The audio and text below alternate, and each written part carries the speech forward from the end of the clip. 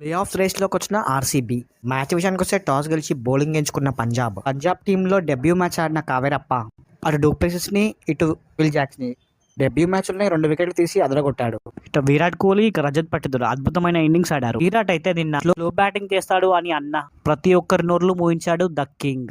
47 balls లో 92 రన్నులు కొట్టి 6 సిక్సర్లు 7 ఫోర్లతో 195 strike rate maintain చేశారు. ఇక రజత్ పట్టిదార్ కూడా ఎక్సలెంట్ ఇన్నింగ్స్ ఆడాడు. కేవలం 23 బాల్స్ లో 55 రన్స్ కొట్టి 239 స్ట్రైక్ రేట్ మెయింటైన్ చేశారు. గ్రీన్ 27 బాల్స్ లో 46, కార్తిక్ ఆఖర్లో 7 బాల్స్ లో 18 రన్స్ కొట్టాడు.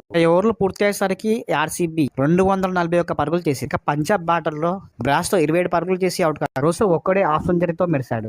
27 బాల్స్ లో 61 పరుగులు చేసి అవుట్ అయ్యాడు. శశాంక్ 37 పరుగుల వద్ద రన్అట్ కాగా 181 పరుగులకే అవుట్ అయిపోయింది పంజాబ్. ఆర్సీబీ బౌలర్ సిరాజ్ 3 వికెట్లు తీసుకోగా స్వప్నాల్ సింగ్, కరణ్ శర్మ, ఫర్గ్యూసన్ 2 వికెట్లు తీసుకున్నారు. పంజాబ్ ఈ ఓటమితో ప్లే ఆఫ్స్ నుండి నిష్క్రమించింది. ఆర్సీబీ ఈ విజయంతో ప్లే ఆఫ్ ఆశలను